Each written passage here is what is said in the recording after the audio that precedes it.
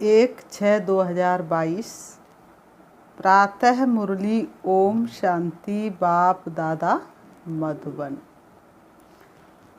आज बाबा ने सुनाया, मीठे बच्चे सदा ईश्वरी सेवा में बिजी रहो तो बाप से लब बढ़ता जाएगा, खुशी का पारा चढ़ा रहेगा। मीठे बच्चे सदा ईश्वरी सेवा में बिजी रहो तो बाप से लब बढ़ता जाएगा, खुशी का पारा चढ़ा रहेगा। प्रश्न है, नज़र से निहाल होने वाले बच्चों की दिल में कौन सी खुशी रहती है? नज़र से निहाल होने वाले बच्चों की दिल में कौन सी खुशी रहती है? उत्तर, उनके दिल में स्वर्ग के बादशाही की खुशी रहती है, क्योंकि बाप की नज़र मिली अर्थात वर्षे के अधिकारी बने। बाप की नज़र मिली अर्थात वर्षे के अधिकारी बने। बाप में सब समाया हुआ है, श्री बाबा में सब समाया हुआ है। सागर से भी गहरा बढ़कर बाबा के संग प्यार, हम और तुम ऐसे बाबा जैसे दिए में बाती, हम और बाबा के साथ कैसे रहते हैं? जैसे दीपक संग बाती है। तो बाबा में सब कुछ समाया हुआ है। सागर से भी गहरा बाबा का प्यार है, कोई था पा ही नहीं सकता। दूसरा प्रश्न है, बाप बच्चों को रोज भिन्न भिन्न ढंग से नई फॉन्ट्स क्यों सुनाते हैं? उत्तर, क्योंकि बच्चों की अनेक जन्मों की दिल पूरी करनी है। क्योंकि बच्चों की अनेक जन्म की दिल पूरी करनी है।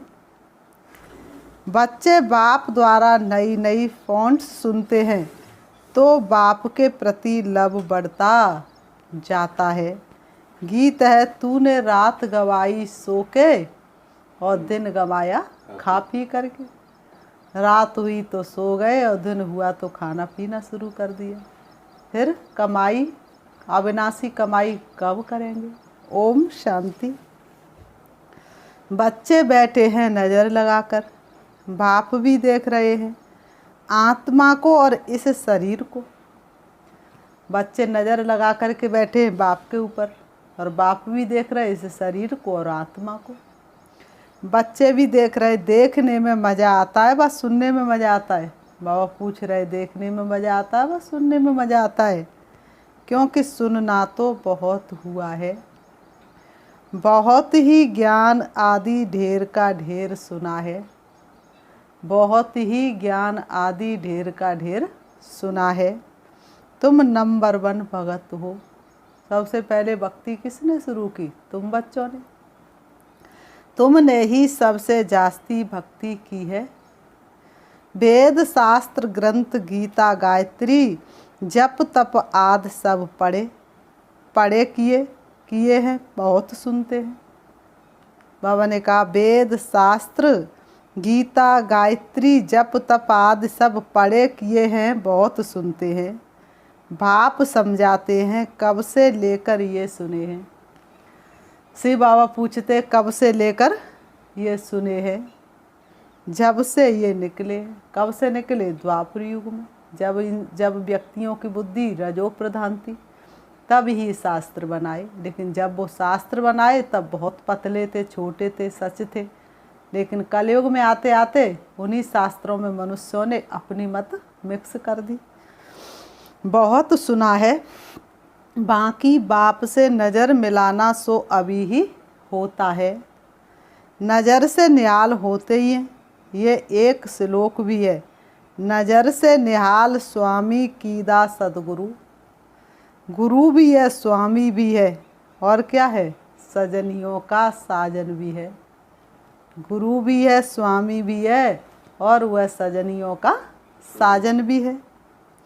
नज़र के सामने बैठे हैं। श्री बाबा बच्चों की नज़र के सामने बैठे हैं।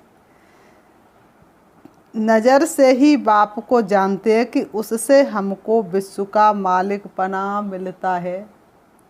बाप को देखने से दिल खुश हो जाती है, क्योंकि बाप से ही सब कुछ मिलता है। भाप में ही सब कुछ समाया हुआ है। जब भाप मिला नज़र के सामने बैठे हो तो ज़रूर बच्चों को स्वर्ग की बादशाही का नशा भी चढ़ेगा। बाप के सामने बैठे तो बाप की प्रॉपर्टी का भी तो नशा चढ़ेगा ना। तो शिव बाबा की प्रॉपर्टी क्या है? सतयुग की बादशाही। पहले बाप का नशा, फिर बादशाही का नशा। पहले बाप का नशा, फिर सतयुग का नशा, बादशाही का नशा। हम जानते हैं हम अभी बाप के सामने बैठे हैं। दे अभिमान अब धीरे धीरे निकल रहा है। तुम बच्चों के अंदर से दे अभिमान निकल रहा है। हम आत्मा इस शरीर के साथ चक्र लगाते, पाठ बजाते बजाते अब हमारा बाप भी सन्मुख बैठा है। पाठ बजाते बजाते आत्मा दुखी हो गई, अशांत हो गई, पतित हो गई, तब बाप भी आकर के पावन बनाने के लिए सन्मुख बैठा है। बाप के साथ खुशी होती है वर्षे की। बच्चे जब बड़े होते हैं तो बुद्धि में आता है हम बैरिस्टर का, इंजीनियरिंग का, बादशाह का बच्चा हूँ। बाबा ने कहा बच्चे जब बड़े होते हैं तो बुद्धि में आता हम बैरिस्टर का, इंजीनियर का, बादशाह का बच्चा हूँ। छोटे पे थोड़ी नहीं पता होता कि मैं किसका बच्चा हूँ। बड़ा होता तब बुद्धि में आता है कि मैं डॉक्टर का बच्चा हूँ, मैं इंजीनियर का बच्चा हूँ, मैं बादशाह का बच्चा हूँ, मैं फलाने का बच्चा हूँ, मैं बादशाही का मालिक हूँ। यहाँ तुम जानते हो बाप से हमको स्वर्ग का वर्षा मिलता है। बाप को देखने से बच्चों को स्थायी खुशी होनी चाहिए। खुशी कभी गायब नहीं होनी चाहिए। इसको ही रूहान कहा जाता है। जो सुप्रीम बाप है सबका, वह बैठ क्या करते हैं? आत्माओं से बात करते हैं। आत्मा इस शरीर द्वारा सुनती है। यह एक ही बार ऐसा होता है कि बाप को याद करते करते जब वह आते हैं और नज़र मिलाते हैं तो 21 जन्मों के लिए वर्षा दे देते हैं। बाप की नज़र बच्चों के ऊपर जैसे ही पड़ती है वैसे ही 21 जन्मों का वर्षा कायम हो जाता है। ये तुम बच्चों को याद रहना चाहिए। बच्चे जो हैं वह भूल जाते हैं, भूलना नहीं चाहिए। बच्चे भूल जाते, लेकिन बाबा कहते बच्चे तुमको भूलना नहीं चाहिए। बाबा की नज़र के सामने होने से ही समझते हैं हम बाबा के साथ बैठे हैं। बाबा की नज़र के सामने होते ही समझ जाते हम बाबा के सामने बैठे हैं। बाबा को देखने से खुशी का पारा चढ़ता है। शिव बाबा को देखने से तुम बच्चों के अंदर खुशी का पारा चढ़ता है। और बाप बैठ क्या करते हैं? बच्चों के अंदर खुशी का पारा चढ़ता है, लेकिन बाप बैठ करके क्या करते हैं? बच्चों को नई नई पॉइंट्स समझाते हैं। शिव बाबा बच्चों को नई नई पॉइंट्स समझाते हैं। बाप से बच्चों का पूरा लव हो जाए, शिव बाबा से बच्चों का पूरा लव हो जाए। आत्मा अपनी दिल रूपी पूरी कर दे, क्योंकि बिछड़ी हुई है। बहुत समय से कोई बिछड़ा हुआ हो और मिल जाए तो खुशी होगी ना। तो आत्मा कितने समय से बिछड़ी हुई है, अनेक प्रकार के दुख देखे हैं। द्वापर युग से आत्माओं ने अनेक प्रकार के दुख देखे हैं। अब सन्मुख बैठे तो देखकर हर्षित होने चाहिए। बाप के सन्मुख होने से हर्षित होते हो व बाप से दूर होने से भी इतना हर्षितपना रहता है। विवेक कहता है बाहर तो बहुत बातें सुनते हैं, बाहर तो बहुत प्रकार के झंझट हैं, तो बुद्धि और तरफ चली जाती है।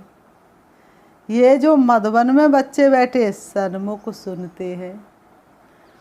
बाबा प्यार से कशिश करते हैं। बाबा के सामने जाओ और कशिश ना हो, ये हो नहीं सकता। जितनी तुम्हारी बुद्धि की लाइन क्लियर होगी, जितना तुम्हारा बाप से प्यार होगा, उतनी ही तुम्हें बाप के प्यार की सन्मुख जाते ही कशिश होगी।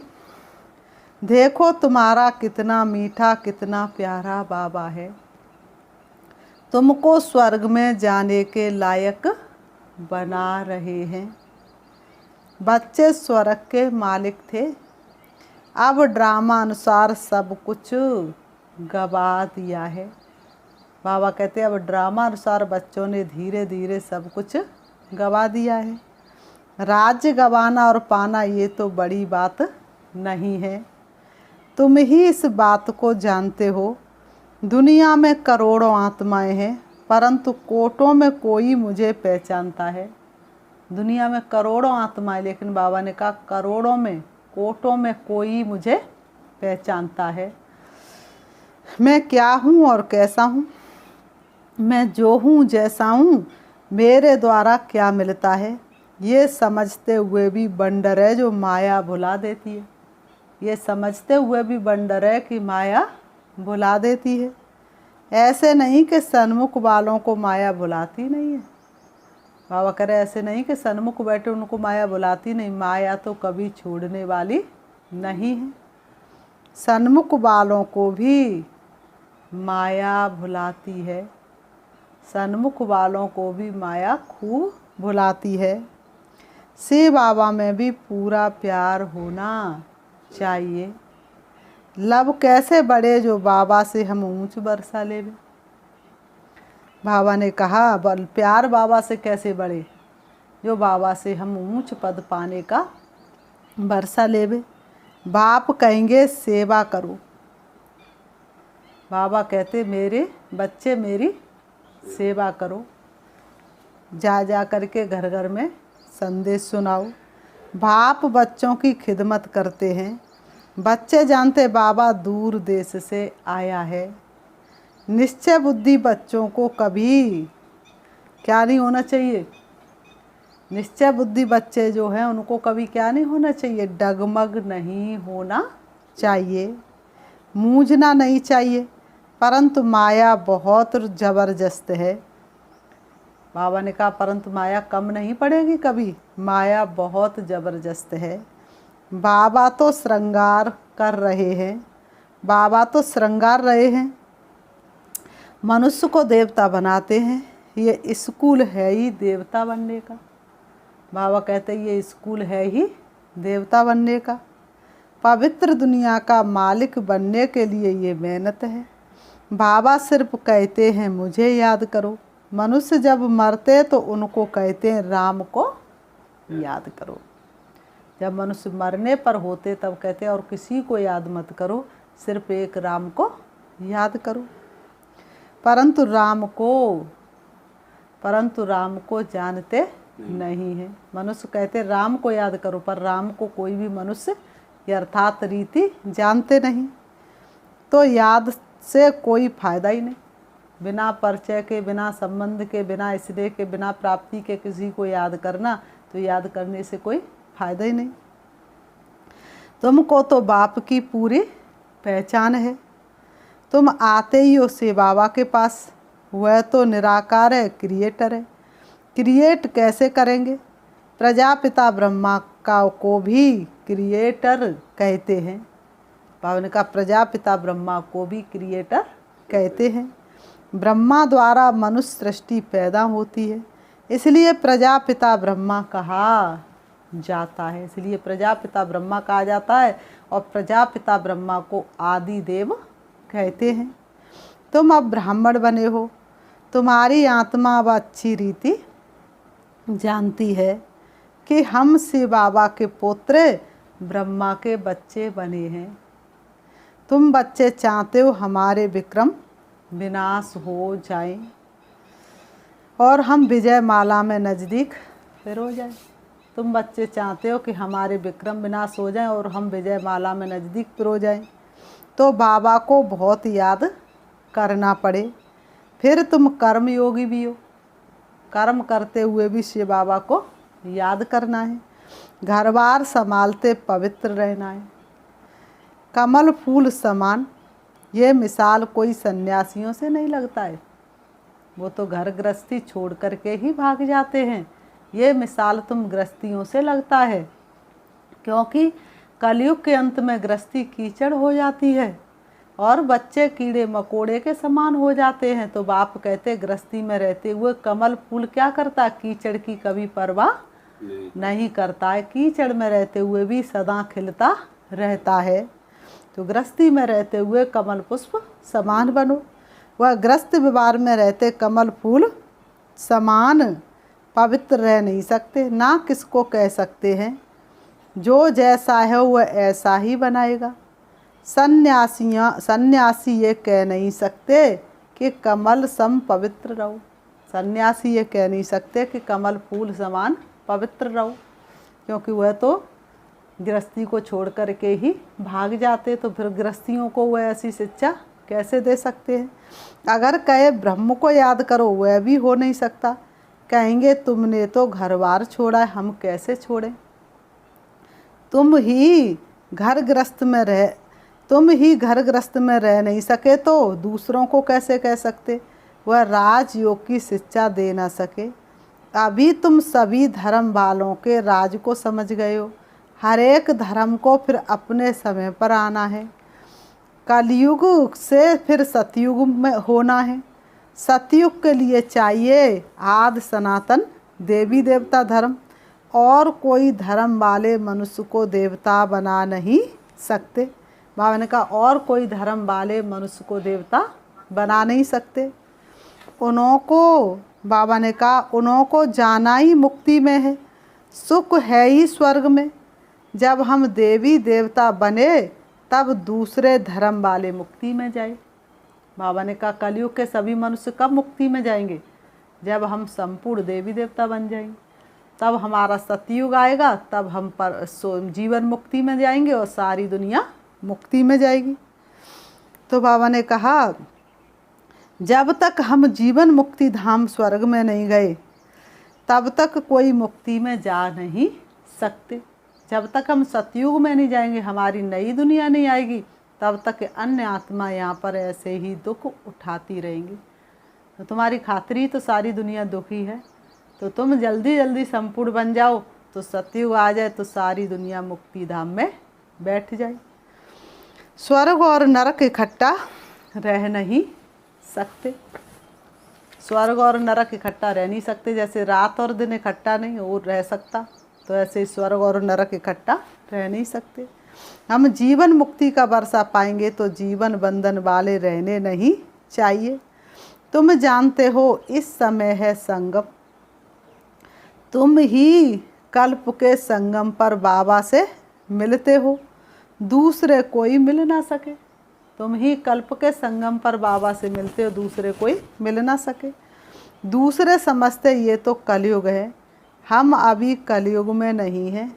बाबा से स्वर्ग के लिए फिर से वर्षा पा रहे हैं। हम जीते जी मरकर बाप के बने हैं, सीख कर दुनिया से मरना नाम दिल पर लिख लिया। तो हम जीते जी दुनिया से मरे हैं। जो एडॉप्ट होते उन्हें दोनों जहानों का मालूम पड़ता है, किस माँ बाप के यहाँ हमारा जन्म हुआ और कौन हमारी पालना कर रहा है। फलाने के थे अब फलाने के बने हैं। वह अपने मित्र संबंधी याद सबको जानते हैं। दोनों तरफ का मालूम रहता है। हमें भी दोनों तरफ का मालूम है, कलयुगी जन्म भी और संगम का जन्म भी। शूद्र भी थे तो कैसे थे, ब्राह्मण बने तो अब क्या बन गए। तुम बच्चे जानते हो इस दुनिया से हमने लंगर उठा लिया है, अभी हम जा रहे हैं, इससे हमारा कोई ताल्लुक नहीं है। ये भगवान अपने बच्चों से यानी परम पिता परमात्मा सालिग्राम बच्चों से बात कर रहे हैं। भगवान को आना है परंतु जानते नहीं। बाप को न जानने के कारण मूझ पड़ते हैं। भगवान को न जानने के कारण मनुष्य मूझ पड़ते हैं। इतनी सहज बात कोई भी नहीं समझते, याद करते हैं। तुम जानते हो हम आत्मा शरीर लेकर पार्ट बजाती हैं। तुम जानते हो हम आत्मा शरीर को धारण करके पार्ट बजाती हैं। हम परम धाम से आती हैं, वहाँ परम पिता परमात्मा भी रहते हैं। मनुष्य तो ना आत्मा को और ना ही परमात्मा को जानते हैं। ना वो आत्मा को अर्थात जानते हो, ना परमात्मा को जानते हैं। कैसे भगवान आकर मिलेगा, क्या करेगा, कोई भी नहीं जानते। गीता में सारा रॉन्ग लिख दिया है। बाबा ने कहा गीता में सारा रॉन्ग लिख दिया, गलत लिख दिया है, नाम ही बदल दिया है। बाप पूछते हैं तुम मुझे जानते हो ना। श्री बाबा जब आते सृष्टि पर तो बच्चों से पूछते, बच्चों तुम मुझे जानते हो ना। कृष्ण थोड़े ही ऐसे कहेंगे तुम मुझे जानते हो। सामने होगा श्री कृष्ण तो क्या पूछेंगे तुम मुझे जानते हो, नहीं। उनको तो सारी दुनिया जानती है ना। श्री कृष्ण को तो सारी दुनिया जानती है। वह ज्ञान, श्री कृष्ण तो ज्ञान किसी को दे ना सके, तो ज़रूर समझाना चाहिए। भगवान रूप बदलता है परंतु कृष्ण नहीं बनता है। भगवान रूप बदल के आता है लेकिन श्री कृष्ण नहीं बनता है। वह मनुष्य के तन में आता है, कृष्ण के तन में नहीं आते हैं। साधारण मनुष्य तन में आता है और श्री कृष्ण के पावन तन में नहीं आते हैं। ये है ब्रह्मा, वह है ही कृष्ण की आत्मा। ब्रह्मा भी किसकी आत्मा, श्री कृष्ण की आत्मा। सिर्फ थोड़ी सी बात में भूले हैं। ये है कृष्ण के 84वें जन्म की आत्मा, जो फिर आदि में कृष्ण बनता है। अंतिम जन्म में कृष्ण पद पाने के लिए पुरुषार्थ कर रहे हैं। ये कितनी गुप्त समझने की बातें हैं। जरा सी बात भूल गई, इसमें बड़ी तिरकमबाजी है। बाबा कहते जरा सी बात भूल गई, इसमें ही कितनी बड़ी तिरकमबाजी हो गई है। जो भगवान धरती पर आकर के समझा रहे हैं फिर भी समझ नहीं पा रहे हैं, बुद्धि में बैठता नहीं है। छोटी सी बात को सही करने में कितनी मेहनत लग रही है। तुम जानते हो हम कृष्ण के घराने के थे, हम ही श्री कृष्ण के घराने के थे। अब से बाबा से फिर राज्य भाग ले रहे हैं। फिर से श्री कृष्ण की दुनिया में चलने के लिए हम भी पढ़ रहे हैं। अकेले श्री कृष्ण उस दुनिया में जा कर के क्या करेंगे। हमारी बुद्धि में कृष्ण बैठता नहीं। मनुष्य तो कह देते कृष्ण भगवान वाच, कुछ भी सिद्ध नहीं होता है। लेकिन तुम बच्चे नहीं कह सकते कि श्री कृष्ण भगवान वाच। गीता में दिखाया है 5 पांडव जाकर बचे, कल्प की आयु लाखों वर्ष दे दी है। इतनी सहज बात भी मनुष्य नहीं जानते हैं। तुम कितना इशारे से समझ सकते हो कि हम ही सूर्यवंशी घराने के थे। अब सूर्यवंशी से धीरे धीरे सीढ़ी उतरते उतरते शूद्रवंशी बने हैं। सूर्यवंशी से शूद्रवंशी बने, शूद्रवंशी में आए हैं। फिर ब्राह्मण से देवता बनते हैं। वर्णों को भी बुद्धि में रखना पड़ता है। उन्होंने वर्णों को भी यादा कर दिया है। चोटी ब्राह्मण और शिव बाबा को भूल गए थे हैं। बाकी देवता क्षत्रिय वैश्य शूद्र दिखा दिया है। ब्राह्मण तो जरूर चाहिए ना। बाबा ने कहा ब्राह्मण तो जरूर चाहिए ना। ब्रह्मा की औलाद कहाँ गई, ये कोई की बुद्धि में नहीं बैठता। ब्राह्मण जरूर चाहिए और ब्रह्मा की औलाद कहाँ गई, ये किसी की बुद्धि में बैठता नहीं। तुमको बाप अच्छी रीति समझाते हैं, तुमको बुद्धि में अच्छी रीति धारण करना है। जो नॉलेज बाप की बुद्धि में है वह तुम्हारे में भी रहनी चाहिए। बाबा कहते जो नॉलेज बाप की बुद्धि में, वह नॉलेज तुम्हारी बुद्धि में भी रहनी चाहिए। मैं तुम आत्माओं को आप समान बनाता हूँ। जो सृष्टि चक्र की नॉलेज मेरे में है वह तुम्हारी बुद्धि में भी है। बुद्धिमान चाहिए ना। बाबा के साथ योग भी हो और घड़ी घड़ी विचार सागर मंथन होता रहे। तुम अब सन्मुख बैठे हो। बाबा कहते तुम बच्चे अब कहाँ बैठे हो, सन्मुख बैठे हो। समझते हो बाबा तो बिल्कुल सहज समझाते हैं, कोई कठिन बात नहीं। कहते भी हैं आत्मा परमात्मा अलग रहे बहुकाल, और सुंदर मेला कर दिया जब सतगुरु मिला दलाल। सदगुरु दलाल के रूप में पढ़ाते हैं, दलाल अथवा सौदा कराने वाले। बाबा ने कहा दलाल अथवा सौदा कराने वाले। बापू इन द्वारा आकर अपने साथ सौदा कराते हैं। तुम जानते हो दलाल को याद नहीं करना है, तुम जानते हो बीच वाले दलाल को याद नहीं करना है। दलाल द्वारा हमारी सगाई होती है शिव बाबा से। तो दलाल कौन है? ब्रह्मा बाबा बीच में। तुम सब बीच वाले दलाल हो, तुमने किसी को ज्ञान सुनाया तो तुम बीच वाले दलाल ठहरे। कहते हैं परम पिता परमात्मा से तुम्हारा क्या संबंध है? तुम सगाई कराने की युक्ति रचते हो, फिर प्रजापिता का नाम भी देते हो। वर्षा शिव बाबा से मिलता है, स्वर्ग का रचयिता ही वह है। जीव आत्माओं की परमात्मा के साथ सगाई होती है। सगाई की थी वर्षा, पाया था फिर से पाते। सगाई की थी कल्प पहले, वर्षा पाया था फिर से पाते हैं। तुम जानते हो हमारा कल्प कल्प के संगम युग का यही धंधा है, और कोई भी आत्माओं की परमात्मा से सगाई नहीं कराते हैं। सगाई भी उनसे कराते जो विश्व का मालिक बनाते हैं, साधारण से नहीं। सगाई भी तुम्हारी किससे कराते? जो सारे विश्व का मालिक बनाते हैं। ये है ऊंचे ते ऊंच रूहानी सगाई, इससे ऊंची सगाई कोई हो नहीं सकती। रूहानी सगाई करना कल्प कल्प बाप से ही सीखते हैं। कल्प कल्प ऐसा होता है, कल्प कल्प मनुष्य से देवता जरूर बनते हैं, देवता फिर से मनुष्य बनते हैं। मनुष्य तो मनुष्य ही है, परंतु क्यों लिखा है मनुष्य से देवता किए करत न लागी देर? क्यों लिखा हुआ है? क्योंकि देवता धर्म स्थापन करते हैं, इसलिए लिखा हुआ है मनुष्य से देवता किए करत न लागी देर। तुम भी जानते हो इस सगाई से हम मनुष्य से देवता बन रहे हैं। सब कहते हैं क्राइस्ट से 3000 वर्ष पहले भारत हेवन था, परंतु बुद्धि में नहीं आता है। भारत पहले स्वर्ग था।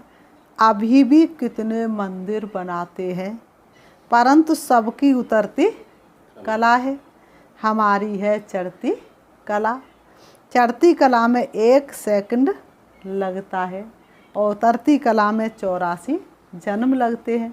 फिर बाबा ने कहा अच्छा, मीठे मीठे सिखी लते बच्चों प्रति मात पिता बाप दादा का याद प्यार और गुड मॉर्निंग। रूहानी बाप की रूहानी बच्चों को नमस्ते। हम रूहानी बच्चों की रूहानी बाप दादा को याद प्यार और नमस्ते नमस्ते नमस्ते।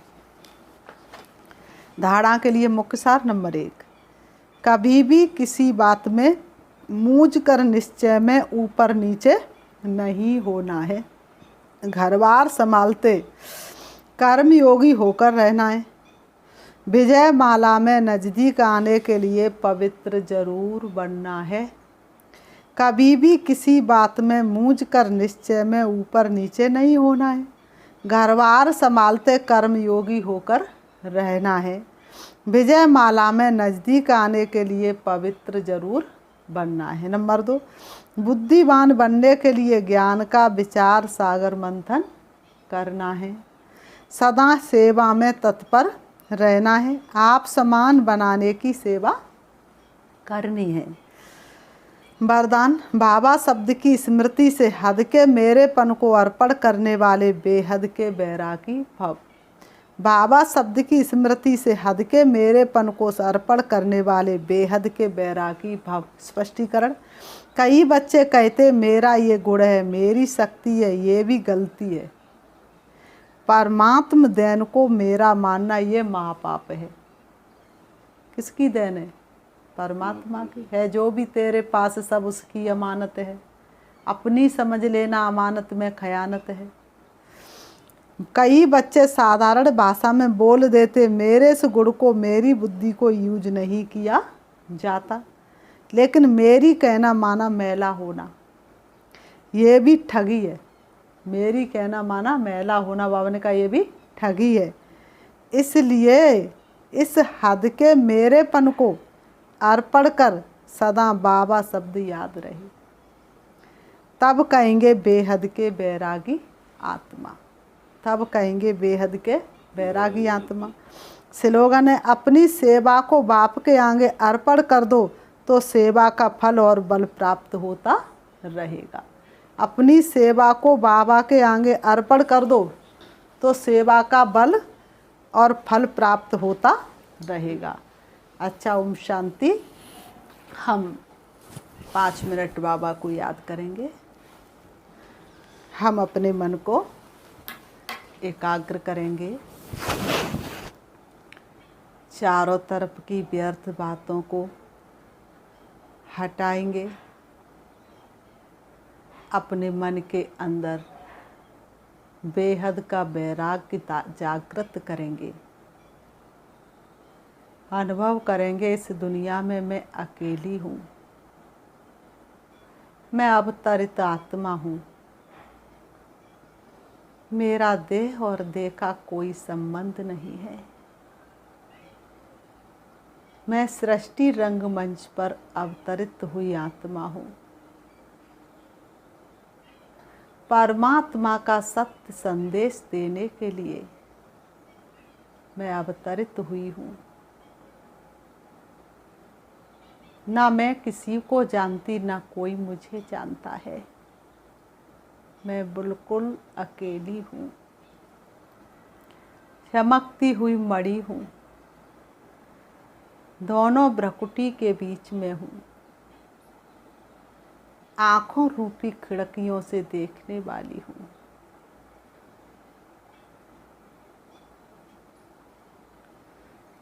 परम धाम मेरा वास्तविक घर है, जहाँ की मैं आत्मा रहवासी हूँ। मेरे पिता परमात्मा ज्योति बिंदु शिव हैं, जो उस परम धाम शांति धाम के रहने वाले हैं। मैं आत्मा परमात्म संदेश देने के लिए सृष्टि पर आई हूँ। परमात्म संदेश दे करके अब मैं जा रही हूँ। सारी दुनिया को शक्ति देने के लिए, परमात्मा से शक्ति लेने के लिए चली जा रही हूँ। इस हद की दुनिया से दूर, चमकती हुए सितारे की तरह चारों तरफ शक्तिशाली किरणें फैलाते हुए नीले आसमान में विचरण कर रही हूँ। सूरज चांद सितारों की दुनिया से भी दूर, सूक्ष्म वतन फरिश्तों की दुनिया से भी पार प्रवेश करती हूँ हल्के सुनहरे लाल रंग के आसमान में। अब मुझे आत्माओं का झाड़ दिखाई दे रहा है, जहाँ पर सभी आत्माएं सितारे की तरह चमक रही हैं। मैं आत्मा उस झाड़ में उपस्थित हो जाती हूँ। सबसे ज़्यादा प्रकाश मुझ आत्मा का है।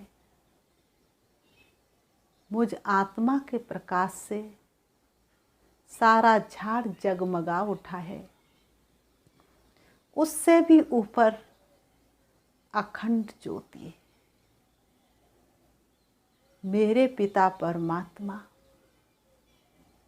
जो रूप में बिंदु और गुणों में सिंधु के समान है, उनकी शक्तिशाली किरणें चारों तरफ फैली हुई है।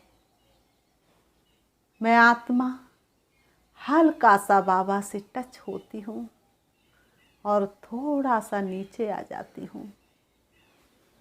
शिव बाबा की सर्व शक्तियों ने मुझे चारों तरफ से ढक लिया है।